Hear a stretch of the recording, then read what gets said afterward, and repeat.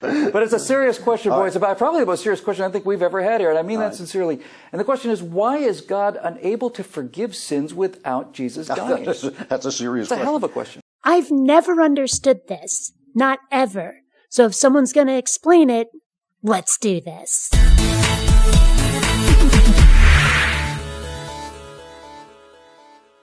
Greetings, fellow space travelers. BionicDance here.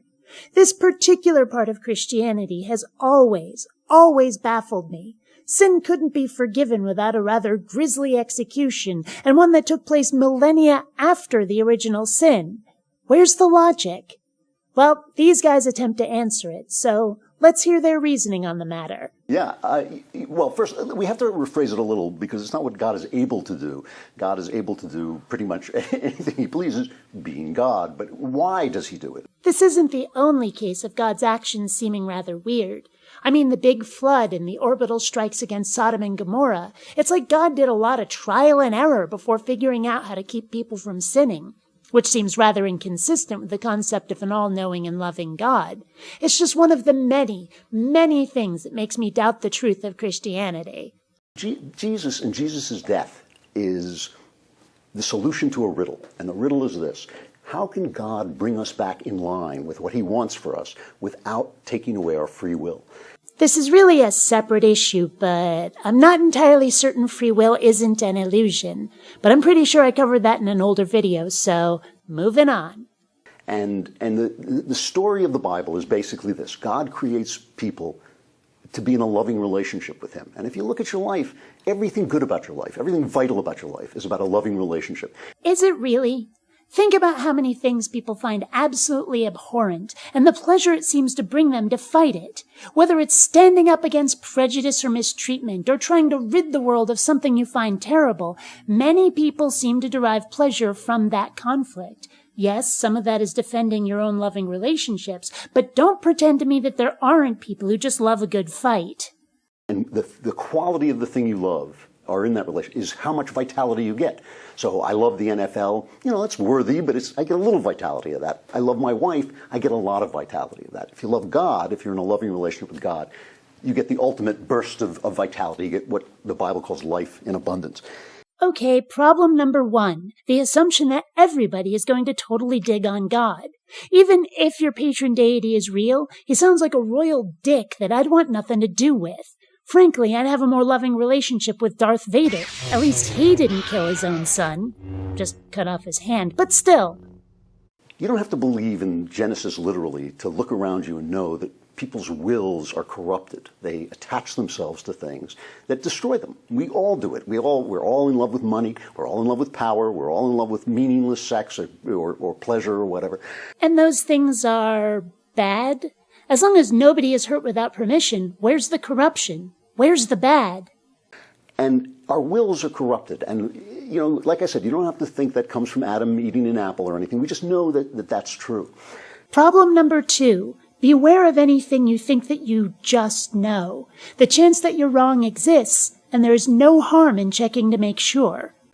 And so God has the riddle, the problem of how does he take people with a corrupted will and bring them back into a loving relationship with him without taking their will away, without just grabbing them and saying, love me, just turning us into love robots. Love robots? Oh yeah, giggity. If you think about it, Jesus is kind of Eden reborn. He's like the relationship of man with God in perfection. That's who he is. He's man and God in perfection. Sending him to us is like shining a light on what we're supposed to be. And when you do that to people, when you shine a light on what people are, they immediately say, hey, turn that off because I look like a cockroach when you shine that light on. Problem number 3, assuming everybody is racked with guilt. I mean, in Christianity, being inherently sinful is built right into the dogma. So is begging for forgiveness, being made to feel unworthy, even worthless. So it would be easy to be shown criticism of oneself and have that self-deprecating feeling overwhelm you, to want to hide from it.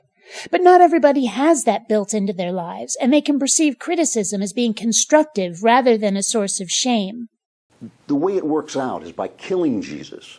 Remember, God doesn't need Jesus to die. We need Jesus to die. It's like the Batman movie. He dies because we have to kill him. What? When we kill Jesus, we reconnect him to ourselves. He goes through a moment of absolute despair, absolute emptiness, absolute forsakenness by himself. God forsaken by God. That lets him know what life we're living. It lets him know who we are. I say again, what? And so it opens up a pathway for him to understand us again, so that we can get back to him. It's as if we're on this underground tunnel, and he opens up a kind of Steve McQueen exit off to the side. Mm-hmm.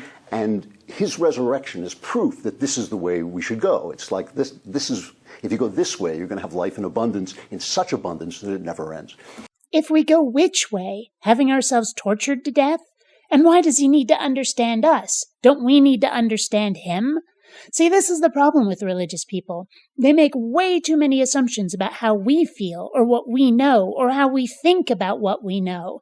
It's like they're talking into an echo chamber without really considering their audience, without realizing that they have to convince us, not the people who already agree with them.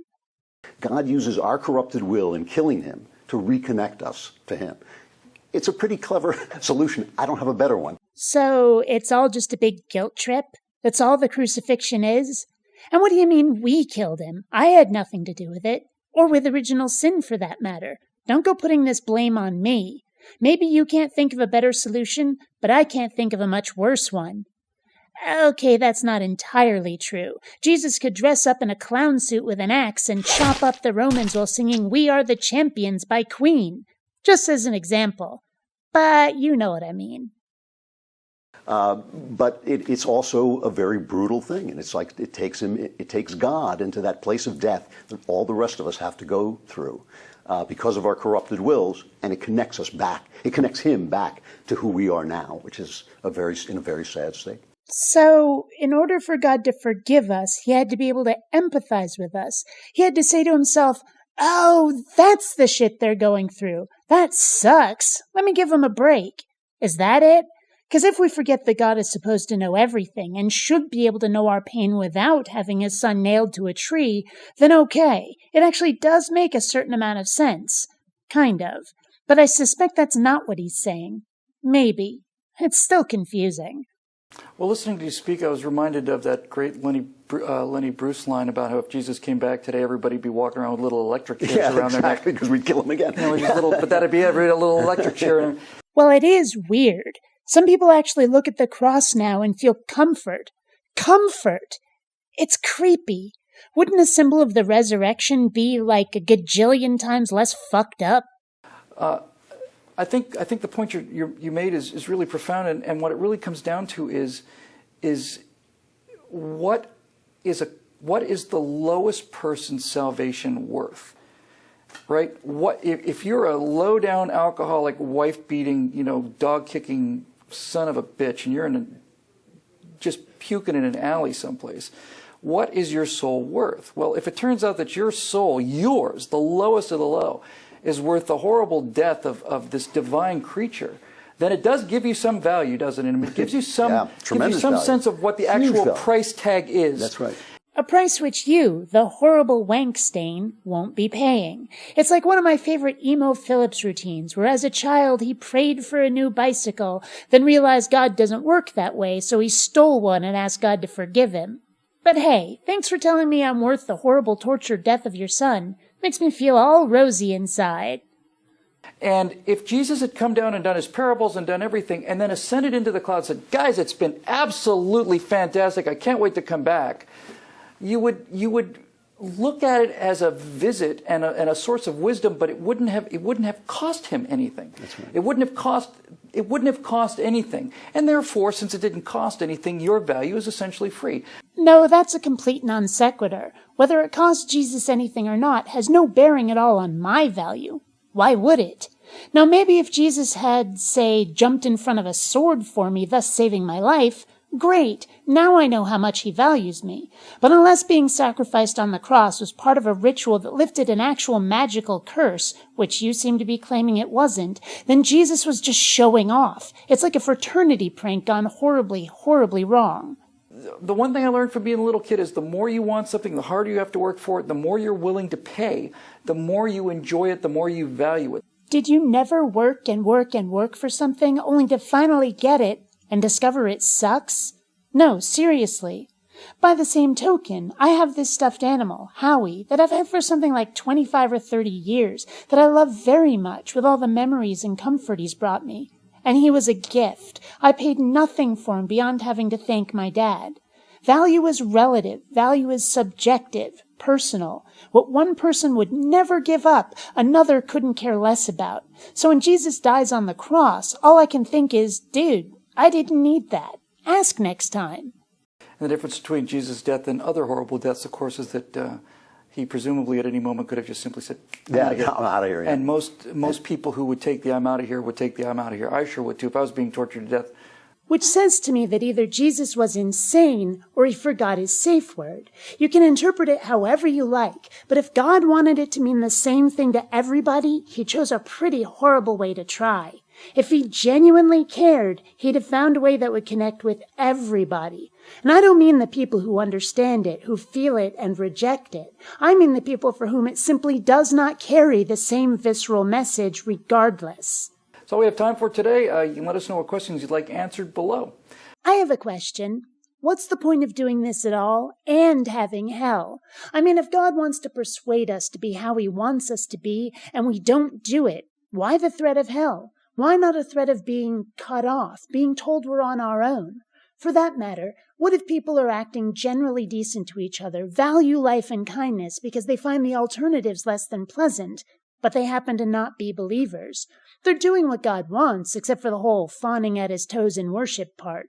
Why would people like that end up in hell? Why not, say, limbo, where we only have ourselves for company? We're not being tortured, but we are being sent to bed without dessert. To hear most people tell it, original sin is some horrible taint that we'll spend the rest of our lives trying to wash off. And if we don't manage it, to hell with us. It's something about which we're supposed to be very scared, the basis for Pascal's wager. But to hear these two guys tell it, God just wants to help us along a path of good behavior, and Jesus' death is somehow supposed to motivate us, and hell doesn't even get a mention. If I had to pick one, I'd take the latter. But the fact is that not one bit of it makes any rational sense. Of course, this is coming from somebody who indulges in finding continuity flaws in movies, so you might claim I'm overthinking this. But if the matter is as important as theists claim, wouldn't you prefer to not run on automatic? Instead, please, think.